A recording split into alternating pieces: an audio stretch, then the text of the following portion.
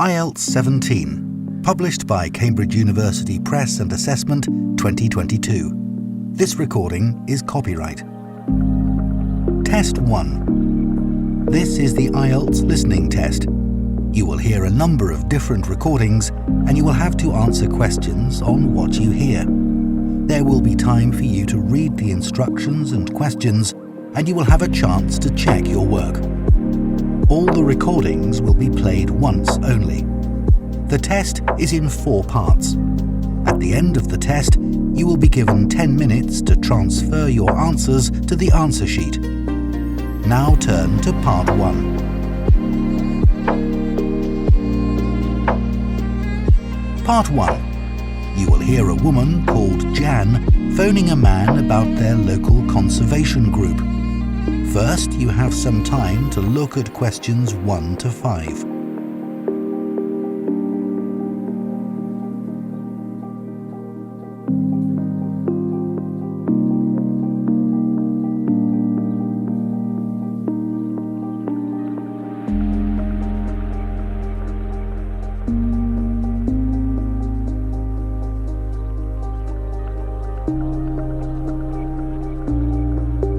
Now listen carefully and answer questions 1 to 5.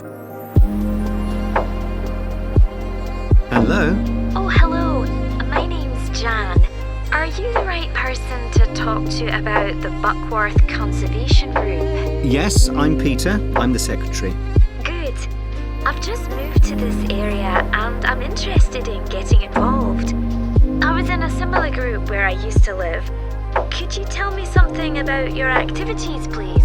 Of course. Well, we have a mixture of regular activities and special events. One of the regular ones is trying to keep the beach free of litter. A few of us spend a couple of hours a month on it, and it's awful how much there is to clear. I wish people would be more responsible and take it home with them. I totally agree. I'd be happy to help with that. Is it okay to take dogs? I'm afraid not, as they're banned from the beach itself. You can take them along the cliffs, though, and children are welcome. Right. We also manage a nature reserve, and there's a lot to do there all year round. For example, because it's a popular place to visit, we spend a lot of time looking after the paths and making sure they're in good condition for walking.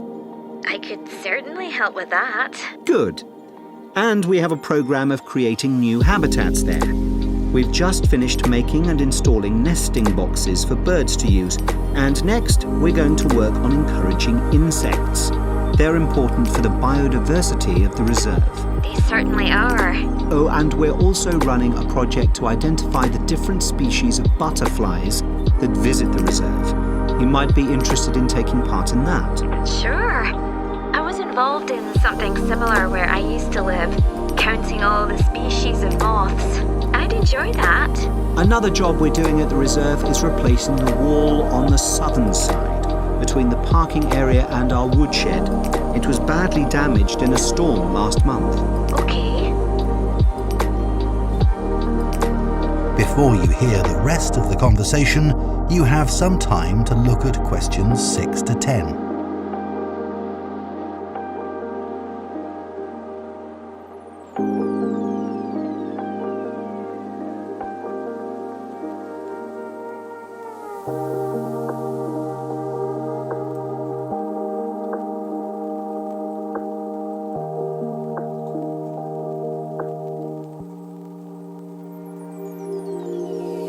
Now listen and answer questions 6 to 10.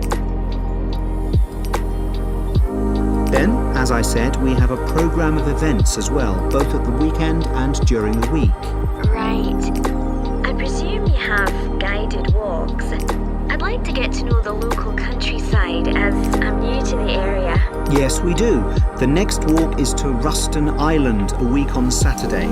We'll be meeting in the car park at Dunsmore Beach at low tide. That's when the sands are dry enough for us to walk to the island without getting wet. Sounds good. The island's a great place to explore. It's quite small and it's got a range of habitats. It's also an ideal location for seeing seals just off the coast or even on the beach. Okay. And is there anything we should bring?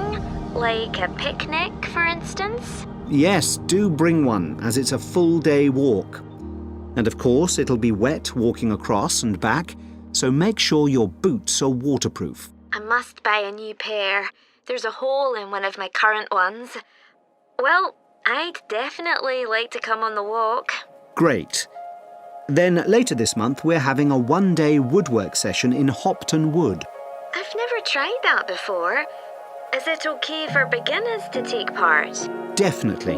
There'll be a couple of experts leading the session, and we keep the number of participants down, so you'll get as much help as you need. Excellent. I'd love to be able to make chairs. That's probably too ambitious for one day. You'll be starting with wooden spoons, and of course learning how to use the tools. And anything you make is yours to take home with you. That sounds like fun. When is it? It's on the 17th from 10 a.m. until 3. There's a charge of £35, including lunch, or £40 if you want to camp in the wood. I should think I'll come home the same day. Well, I'd certainly like to join the group. That is the end of Part 1. You now have half a minute to check your answers to Part 1.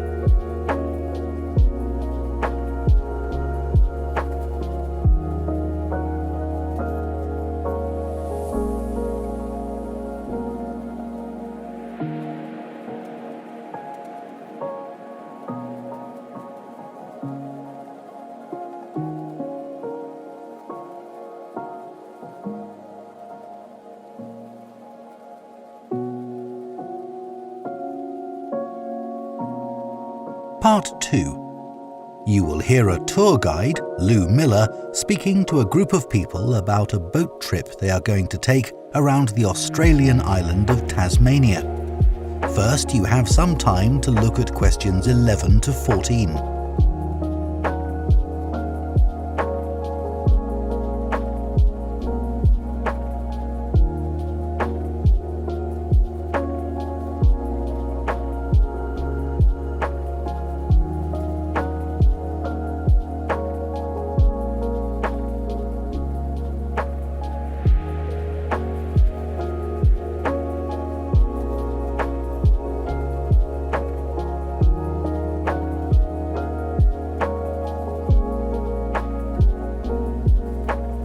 Now listen carefully and answer questions 11 to 14.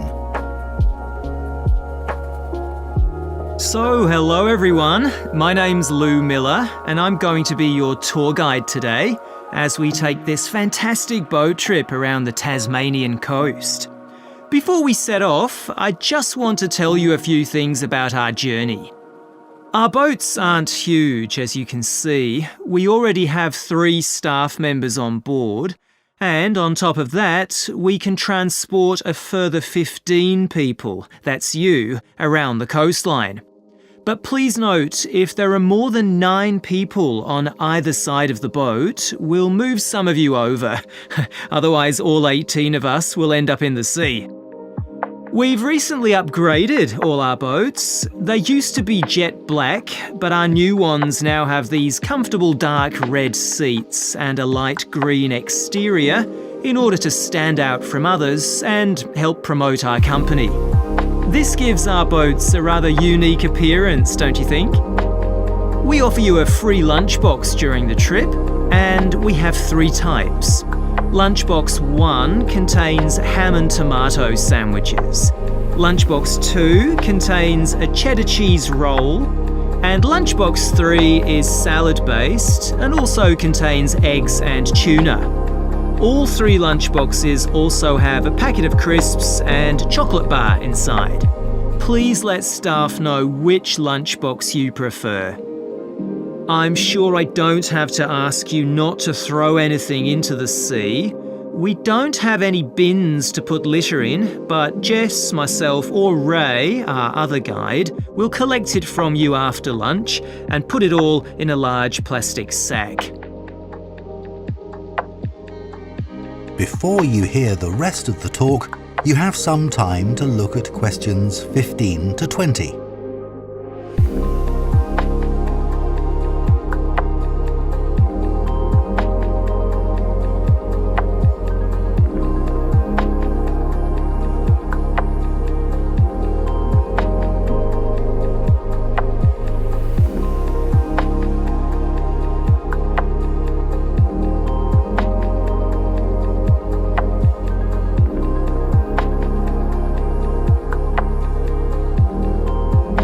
listen and answer questions 15 to 20. The engine on the boat makes quite a lot of noise, so before we head off, let me tell you a few things about what you're going to see. This area is famous for its ancient lighthouse, which you'll see from the boat as we turn past the first little island. It was built in 1838 to protect sailors, as a number of shipwrecks had led to significant loss of life. The construction itself was complicated, as some of the original drawings kept by the local council show. It sits right on top of the cliffs in a very isolated spot. In the 19th century, there were many jobs there, such as polishing the brass lamps, chopping firewood, and cleaning windows that kept lighthouse keepers busy. These workers were mainly prison convicts until the middle of that century, when ordinary families willing to live in such circumstances took over. Some of you have asked me what creatures we can expect to see. I know everyone loves the penguins, but they're very shy and unfortunately tend to hide from passing boats. But you might see birds in the distance, such as sea eagles, flying around the cliff edges where they nest. When we get to the rocky area inhabited by fur seals, we'll stop and watch them swimming around the coast. They're inquisitive creatures, so don't be surprised if one pops up right in front of you. Their predators, orca whales, hunt along the coastline too, but spotting one of these is rare. Dolphins, on the other hand, can sometimes approach on their own or in groups as they ride the waves beside us. Lastly, I want to mention the caves. Tasmania is famous for its caves, and the ones we'll pass by are so amazing that people are lost for words when they see them. They can only be approached by sea, but if you feel that you want to see more than we're able to show you, then you can take a kayak into the area on another day, and one of our staff will give you more information on that. What we'll do is to go through a narrow channel, past some incredible rock formations, and from there we'll be able to see the openings to the caves, and at that point we'll talk to you about what lies beyond. That is the end of Part 2. You now have half a minute to check your answers to Part 2.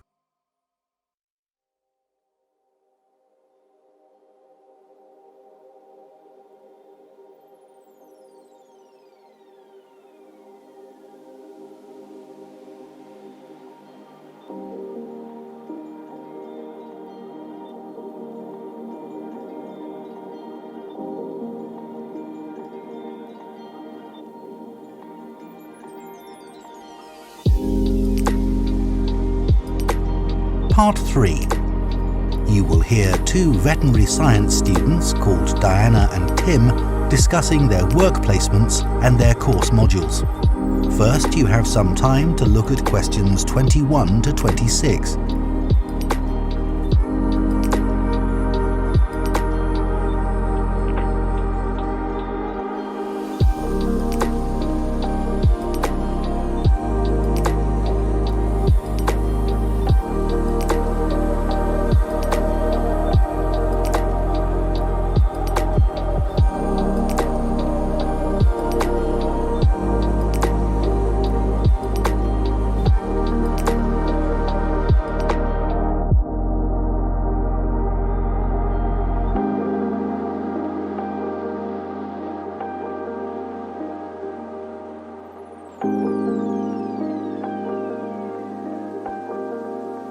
Now listen carefully and answer questions 21 to 26. So, Tim, we have to do a short summary of our work experience on a farm. Right. My farm was great, but arranging the work experience was hard. One problem was it was miles away and I don't drive. And also, I'd really wanted a placement for a month, but I could only get one for 2 weeks. I was lucky. The farmer let me stay on the farm, so I didn't have to travel. But finding the right sort of farm to apply to wasn't easy. No, they don't seem to have websites, do they? I found mine through a friend of my mother's, but it wasn't easy. No. My farm was mostly livestock, especially sheep. I really enjoyed helping out with them. I was up most of one night helping a sheep deliver a lamb. On your own? No, the farmer was there, and he told me what to do. It wasn't a straightforward birth, but I managed. It was a great feeling to see the lamb stagger to its feet and start feeding almost straight away, and to know that it was okay. Then another time, a lamb had broken its leg, and they got the vet in to set it, and he talked me through what he was doing. That was really useful. Yes, my farm had sheep too. The farm was in a valley and they had a lowland breed called Suffolks, although the farmer said they'd had other breeds in the past. So were they bred for their meat? Mostly, yes. They're quite big and solid. My farm was up in the hills, and they had a different breed of sheep. They were Cheviots. Oh, I heard their wool's really sought after. Yes, it's very hard wearing, and they use it for carpets. Right. I was interested in the amount of supplements they add to animals' feed nowadays. Like, even the chickens got extra vitamins and electrolytes in their feed. Yes, I found that too. And they're not cheap. But my farmer said some are overpriced for what they are, and he didn't give them as a matter of routine, just at times when the chickens seemed to particularly require them. Yes, mine said the same. He said certain breeds of chickens might need more supplements than the others, but the cheap and expensive ones are all basically the same. So, did your farm have any other livestock, Diana? Yes, dairy cows. I made a really embarrassing mistake when I was working in the milk shed. Some cows had been treated with antibiotics, so their milk wasn't suitable for human consumption, and it had to be put in a separate container. But I got mixed up, and I poured some milk from the wrong cow in with the milk for humans, so the whole lot had to be thrown away. The farmer wasn't too happy with me. I asked my farmer how much he depended on the vet to deal with health problems. I'd read reports that the livestock's health is being affected as farmers are under pressure to increase production. Well, he didn't agree with that, but he said that actually some of the stuff the vets do, like minor operations, he'd be quite capable of doing himself. Yeah, my farmer said the same, but he reckons vet skills are still needed. Before you hear the rest of the conversation, you have some time to look at questions 27 to 30.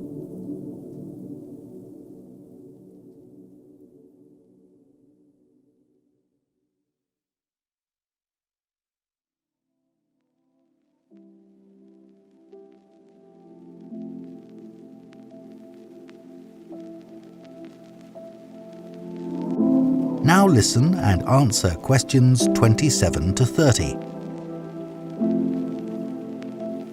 Now we've got to give a bit of feedback about last term's modules. Just short comments, apparently. Shall we do that now? Okay, so medical terminology. Well, my heart sank when I saw that, especially right at the beginning of the course, and I did struggle with it. I thought it'd be hard, but actually, I found it all quite straightforward. What did you think about diet and nutrition? Okay, I suppose. Do you remember what they told us about pet food and the fact that there's such limited checking into whether or not it's contaminated? I mean, in comparison with the checks on food for humans, I thought that was terrible. I think the module that really impressed me was the animal disease one, when we looked at domesticated animals in different parts of the world, like camels and water buffalo and alpaca.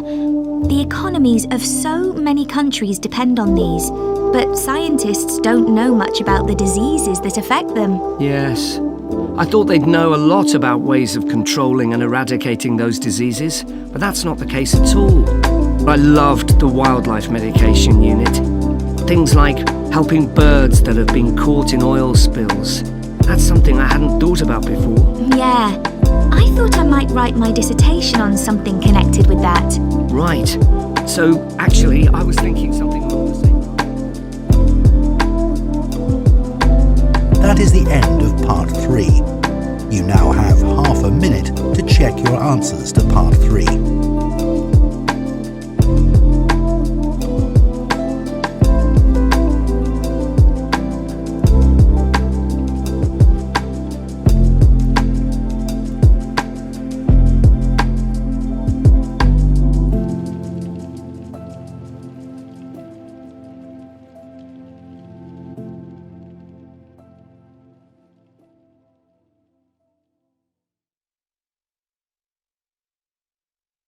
Part 4. You will hear an anthropology student giving a presentation on spiral path designs known as labyrinths. First, you have some time to look at questions 31 to 40.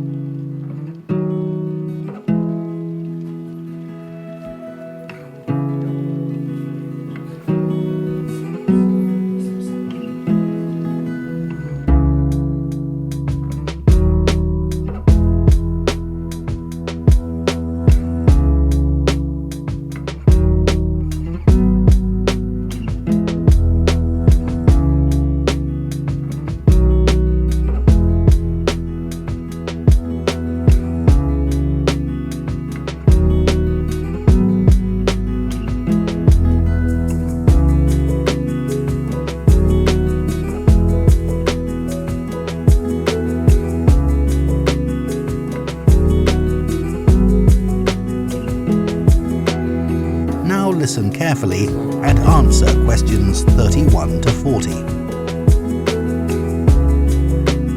Labyrinths have existed for well over 4,000 years. Labyrinths and labyrinthine symbols have been found in regions as diverse as modern-day Turkey, Ireland, Greece, and India.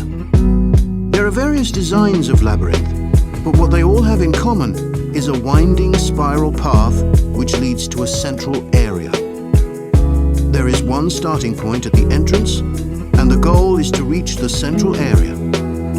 Finding your way through a labyrinth involves many twists and turns, but it's not possible to get lost, as there is only one single path.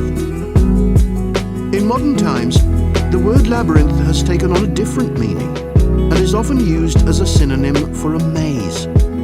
A maze is quite different, as it is a kind of puzzle with an intricate network of paths. Mazes became fashionable in the 15th and 16th centuries in Europe and can still be found in the gardens of great houses and palaces. The paths are usually surrounded by thick, high hedges so that it's not possible to see over them. Entering a maze usually involves getting lost a few times before using logic to work out the pattern and find your way to the center and then out again. There are lots of dead ends and paths which lead you back to where you started. The word maze is believed to come from a Scandinavian word for a state of confusion. This is where the word amazing comes from. Labyrinths, on the other hand, have a very different function. Although people now often refer to things they find complicated as labyrinths, this is not how they were seen in the past. The winding spiral of the labyrinth has been used for centuries as a metaphor for life's journey. It served as a spiritual reminder that there is purpose and meaning to our lives and helped to give people a sense of direction. Labyrinths are thought to encourage a feeling of calm and have been used as a meditation and prayer tool in many cultures over many centuries.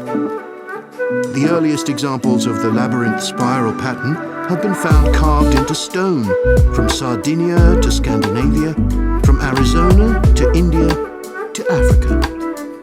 In Europe, these spiral carvings date from the late Bronze Age. The Native American Pima tribe wove baskets with a circular labyrinth design that depicted their own cosmology. In ancient Greece, the labyrinth spiral was used on coins around 4,000 years ago. labyrinths made of mosaics were commonly found in bathhouses, villas and tombs throughout the Roman Empire.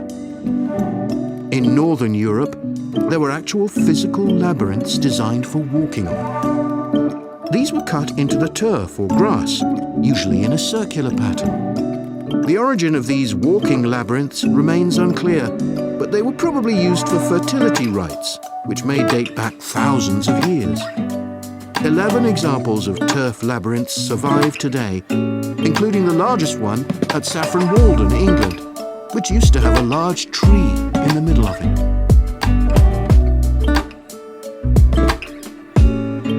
More recently, labyrinths have experienced something of a revival. Some believe that walking a labyrinth promotes healing and mindfulness, and there are those who believe in its emotional and physical benefits, which include slower breathing and a restored sense of balance and perspective. This idea has become so popular that labyrinths have been laid into the floors of spas, wellness centres, and even prisons in recent years. A pamphlet at Colorado Children's Hospital informs patients that walking a labyrinth can often calm people in the midst of a crisis. And apparently, it's not only patients who benefit. Many visitors find walking a labyrinth less stressful than sitting in a corridor or waiting room. Some doctors even walk the labyrinth during their breaks. In some hospitals, patients who can't walk can have a paper finger labyrinth brought to their bed. The science behind the theory is a little sketchy, but there are dozens of small-scale studies which support claims about the benefits of labyrinths. For example, one study found that walking a labyrinth provided short-term calming, relaxation and relief from anxiety for Alzheimer's patients. So what is it about labyrinths that makes their appeal so universal?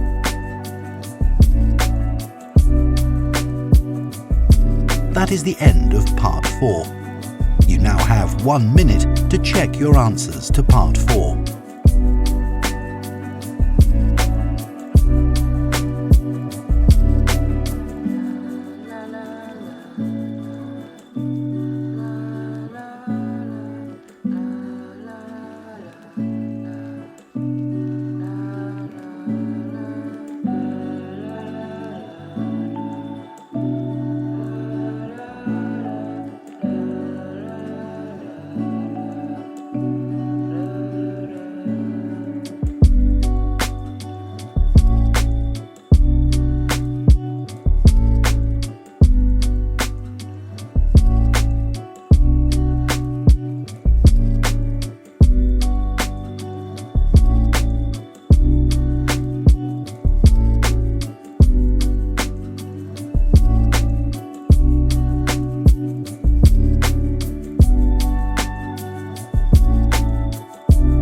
That is the end of the listening test. In the IELTS test, you would now have 10 minutes to transfer your answers to the answer sheet. Test 2. This is the IELTS listening test. You will hear a number of different recordings and you will have to answer questions on what you hear.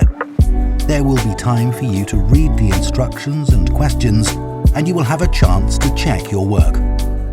All the recordings will be played once only. The test is in 4 parts. At the end of the test, you will be given 10 minutes to transfer your answers to the answer sheet. Now turn to Part 1.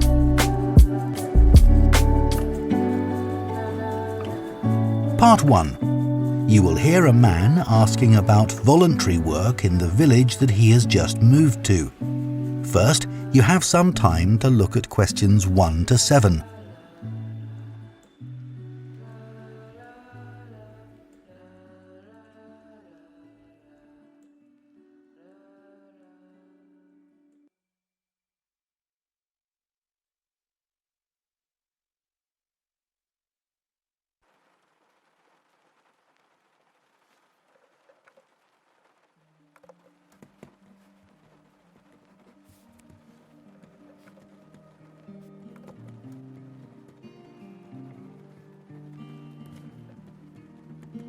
Now listen carefully and answer questions 1 to 7.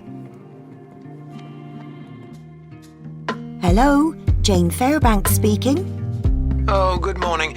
My name's Frank Pritchard. I've just retired and moved to Southo. I'd like to become a volunteer, and I gather you coordinate voluntary work in the village? That's right. What sort of thing could I do? Well, we need help with the village library. We borrow books from the town library, and individuals also donate them. So one thing you could do is get involved in collecting them. If you've got a car, that is. Yes, that's no problem. The times are pretty flexible, so we can arrange it to suit you. Oh, another thing is the records that we keep of the books we're given, and those we borrow and need to return to the town library. It would be very useful to have another person to help keep them up to date. Right. I'm used to working on a computer. I presume they're computerized? Oh, yes. Is the library purpose-built? I haven't noticed it when I've walked around the village. No, we simply have the use of a room in the village hall. The West Room. It's on the left as you go in. I must go and have a look inside the hall. Yes, it's a nice building. Do you run a lunch club in the village for elderly people? I know a lot of places do. Yes, we have a very successful club. I could help with transport, if that's of any use. Oh, definitely. People come to the club from neighbouring villages, and we're always in need of more drivers. And does the club have groups that focus on a particular hobby too? I could get involved in one or two, particularly if there are any art groups. Excellent. I'll find out where we need help and get back to you. Fine. What about help for individual residents? Do you arrange that at all? Yes, we do it as a one-off. Oh, in fact, there's Mrs. Carroll. She needs a lift to the hospital next week, and we're struggling to find someone. When's her appointment? On Tuesday. It would take the whole morning. I could do that? Oh, that would be great. Thank you. And also next week, we're arranging to have some work done to Mr. Salisbury's house before he moves, as he isn't healthy enough to do it himself. We've got some people to decorate his kitchen, but if you could do some weeding in his garden, that would be wonderful. Okay, I'd enjoy that. And presumably the day and time are flexible? Oh yes. Just say when would suit you best and we'll let Mr. Salisbury know. Good. Before you hear the rest of the conversation, you have some time to look at questions 8 to 10.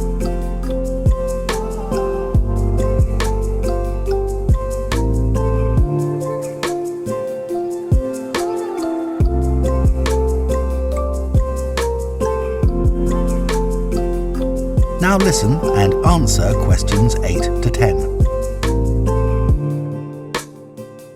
The volunteers group also organises monthly social events, which is a great way to meet other people, of course. Uh-huh. So next month, on the 19th of October, we're holding a quiz. A couple of residents are great at planning unusual ones, and we always fill the village hall. That sounds like fun. Can I do anything to help? Well, because of the number of people, we need plenty of refreshments for halfway through. So if you could provide any, we'd be grateful. I'm sure I could. I'll think about what to make and let you know. Thank you. Then on November the 18th, we're holding a dance, also in the village hall.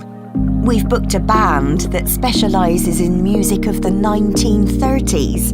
They've been before, and we've had a lot of requests to bring them back.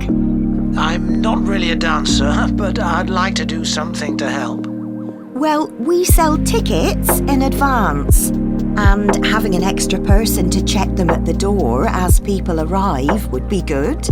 It can be quite a bottleneck if everyone arrives at once. Okay, I'm happy with that. We're also arranging a New Year's Eve party. We're expecting that to be a really big event. So instead of the village hall, it'll be held in the Mountfort Hotel. Mountfort. Mountfort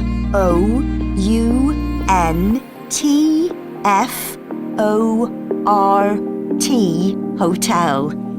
It isn't in Southo itself, but it's only a couple of miles away. The hotel will be providing dinner, and we've booked a band. The one thing we haven't got yet is a poster. That isn't something you could do by any chance, is it? Well, actually, yes. Before I retired, I was a graphic designer, so that's right up my street. Oh, perfect. I'll give you the details, and then perhaps you could send me a draft? Of course. That is the end of Part 1. You now have half a minute to check your answers to Part 1.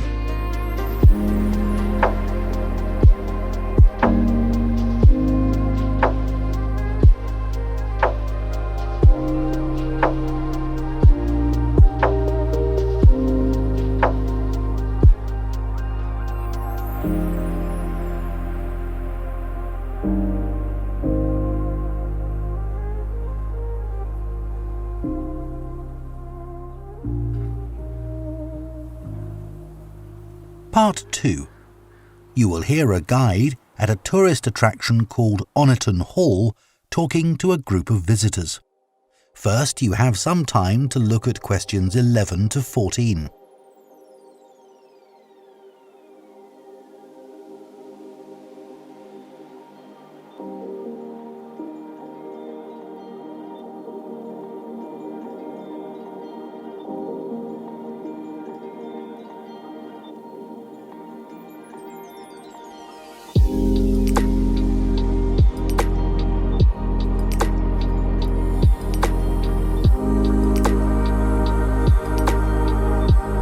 Listen carefully and answer questions 11 to 14.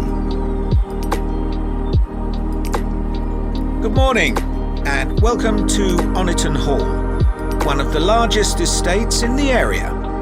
My name's Nick and I'm one of the guides. I'll give you a brief introduction to the estate while you're sitting down, and then we'll walk round.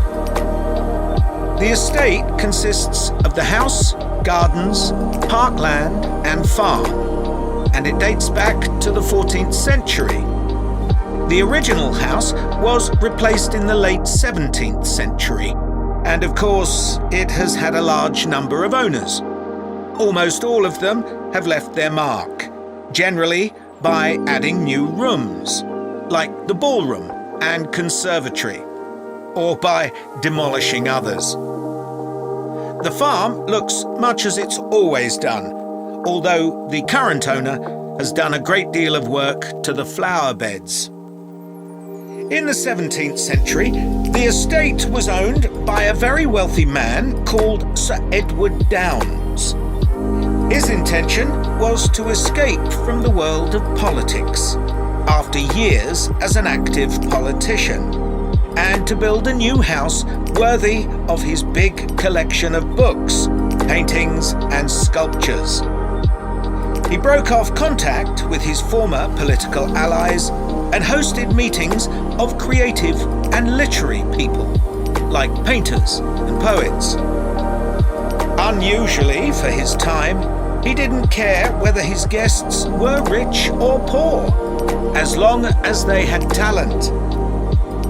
Big houses like Oniton had dozens of servants until the 1920s or 30s, and we've tried to show what their working lives were like.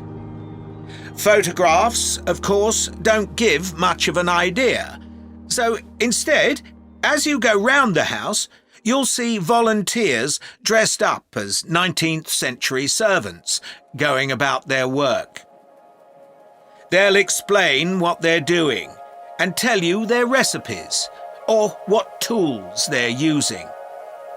We've just introduced this feature to replace the audio guide we used to have available. I see there are a number of children here with you today. Well, we have several activities especially for children, like dressing up in the sorts of clothes that children wore in the past. And as it's a fine day, some of you will probably want to play in the adventure playground. Our latest addition is child-sized tractors that you can drive around the grounds. Before you hear the rest of the talk, you have some time to look at questions 15 to 20.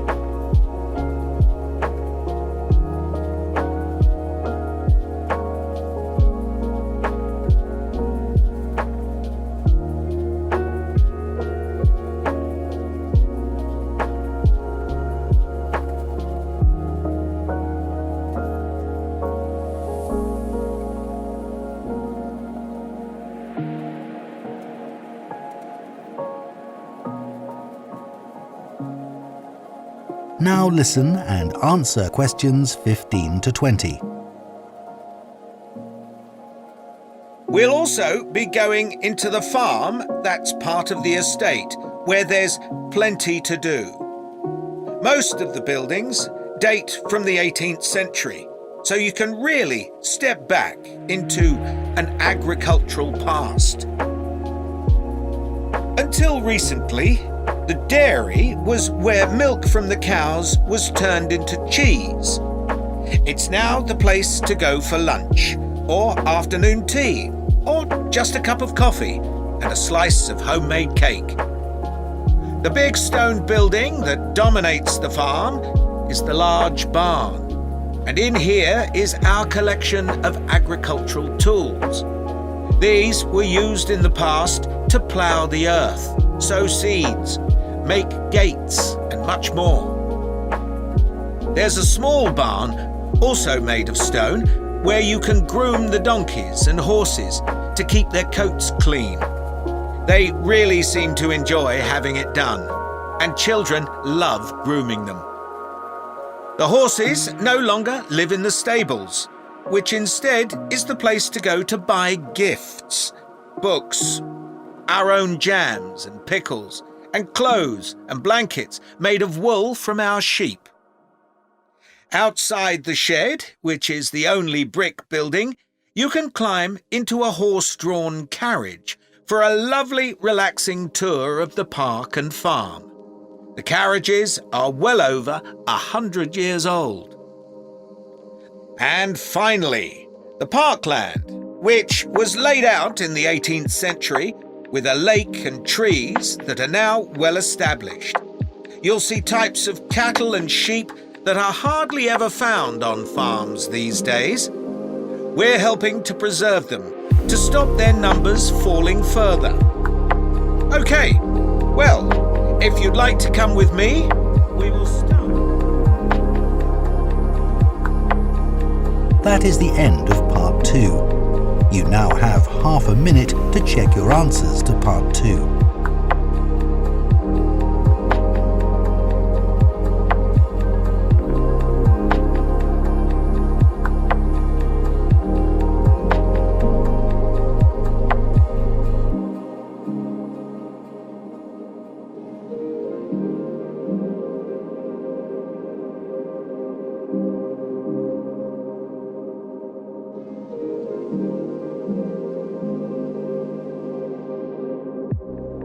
Part 3. You will hear 2 theatre studies students discussing stage and screen performances of Shakespeare's play Romeo and Juliet. First, you have some time to look at questions 21 and 22.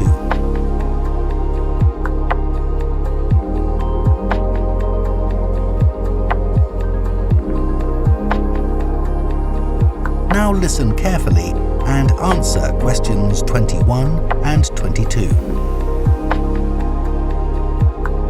Did you make notes while you were watching the performances of Romeo and Juliet, Gemma? Yes, I did. I found it quite hard though. I kept getting too involved in the play. Me too. I ended up not taking notes. I wrote down my impressions when I got home. Do you mind if I check a few things with you, in case I've missed anything? And I've also got some questions about our assignment. No, it's good to talk things through. I may have missed things too. Okay, great. So, first of all, I'm not sure how much information we should include in our reviews. Right.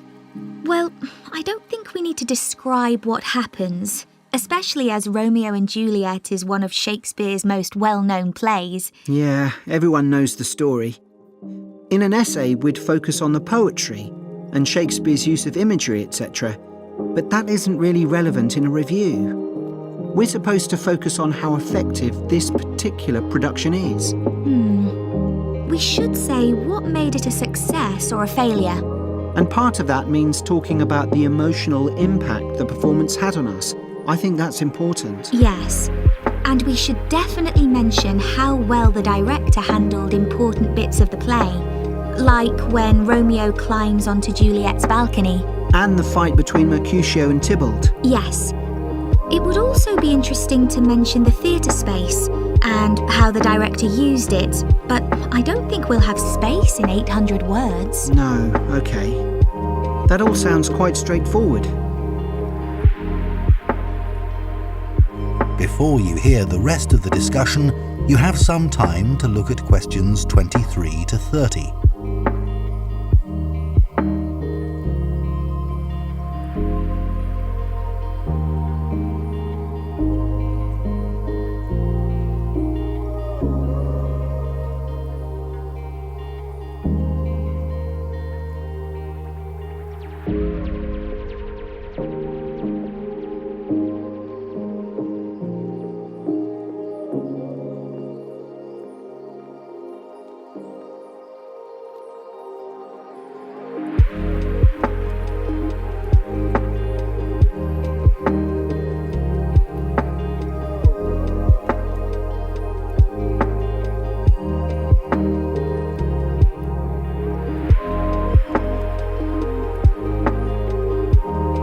Now listen and answer questions 23 to 30. So, what about the Emporium Theatre's production of the play? I thought some things worked really well, but there were some problems too. Yeah. What about the set, for example? I think it was visually really stunning. I'd say that was probably the most memorable thing about this production. You're right. The set design was really amazing. But actually, I have seen similar ideas used in other productions. What about the lighting? Some of the scenes were so dimly lit, it was quite hard to see. I didn't dislike it. It helped to change the mood of the quieter scenes. That's a good point. What did you think of the costumes? I was a bit surprised by the contemporary dress, I must say. Yeah, I think it worked well, but I'd assumed it would be more conventional. Me too.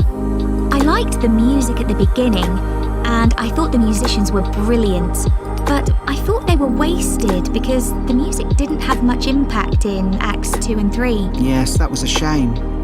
One problem with this production was that the actors didn't deliver the lines that well. They were speaking too fast. It was a problem, I agree. But I thought it was because they weren't speaking loudly enough, especially at key points in the play. I actually didn't have a problem with that. It's been an interesting experience watching different versions of Romeo and Juliet, hasn't it? Definitely. It's made me realise how relevant the play still is. Right. I mean, a lot's changed since Shakespeare's time, but in many ways, nothing's changed. There are always disagreements and tension between teenagers and their parents. Yes, that's something all young people can relate to, more than the violence and the extreme emotions in the play. How did you find watching it in translation? Really interesting. I expected to find it more challenging, but I could follow the story pretty well. I stopped worrying about not being able to understand all the words and focused on the actors' expressions. The ending was pretty powerful. Yes, that somehow intensified the emotion for me. Did you know Shakespeare's been translated into more languages than any other writer? What's the reason for his international appeal, do you think? I was reading that it's because his plays are about basic themes that people everywhere are familiar with. Yeah, and they can also be understood on different levels. The characters have such depth. Right, which allows directors to experiment and find new angles. That's really... That is the end of part 3. You now have half a minute to check your answers to part 3.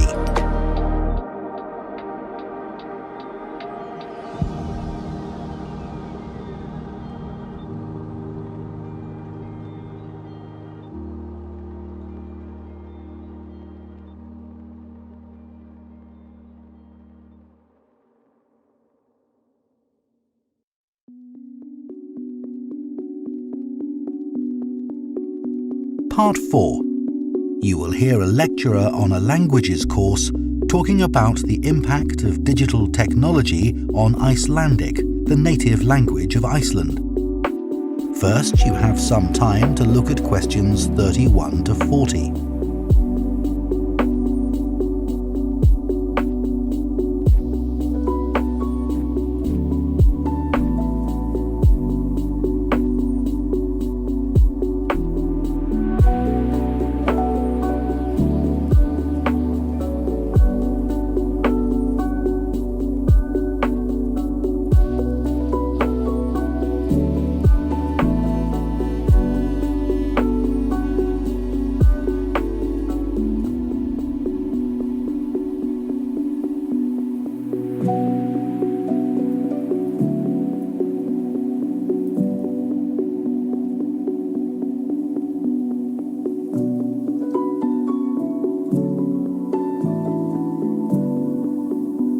Now listen carefully and answer questions 31 to 40.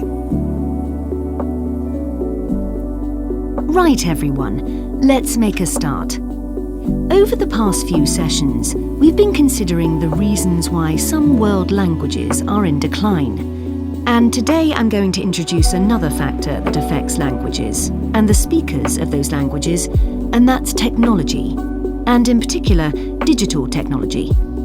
In order to illustrate its effect, I'm going to focus on the Icelandic language, which is spoken by around 321,000 people, most of whom live in Iceland, an island in the North Atlantic Ocean. The problem for this language is not the number of speakers, even though this number is small, nor is it about losing words to other languages, such as English. In fact, the vocabulary of Icelandic is continually increasing, because when speakers need a new word for something, they tend to create one, rather than borrowing from another language. All this makes Icelandic quite a special language. It's changed very little in the past millennium, yet it can handle 21st century concepts related to the use of computers and digital technology. Take, for example, the word for web browser. This is vafri in Icelandic, which comes from the verb to wander. I can't think of a more appropriate term because that's exactly what you do mentally when you browse the internet. Then there's an Icelandic word for podcast, which is too hard to pronounce, and so on.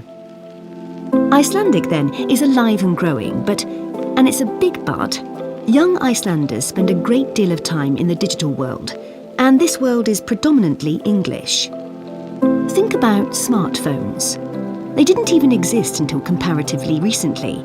But today, young people use them all the time to read books, watch TV or films, play games, listen to music, and so on. Obviously, this is a good thing in many respects because it promotes their bilingual skills. But the extent of the influence of English in the virtual world is staggering, and it's all happening really fast. For their parents and grandparents, the change is less concerning because they already have their native speaker skills in Icelandic. But for young speakers, well, the outcome is a little troubling. For example, teachers have found that playground conversations in Icelandic secondary schools can be conducted entirely in English, while teachers of much younger children have reported situations where their classes find it easier to say what is in a picture using English rather than Icelandic. The very real and worrying consequence of all this is that the young generation in Iceland is at risk of losing its mother tongue.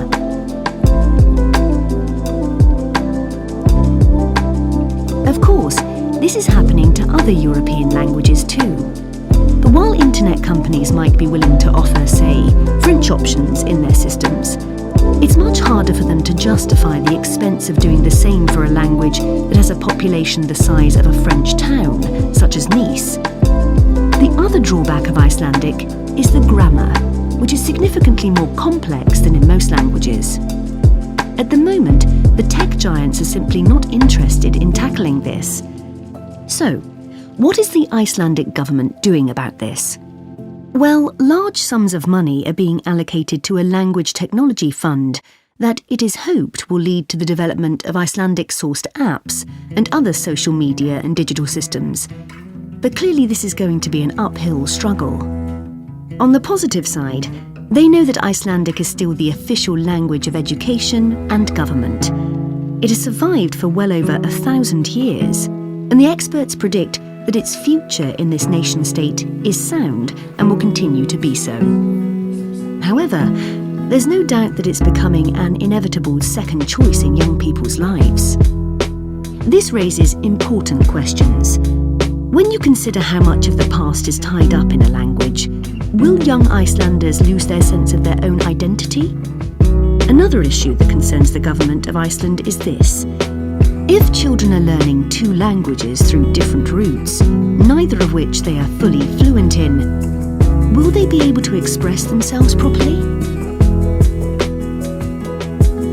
That is the end of Part 4. You now have 1 minute to check your answers to Part 4.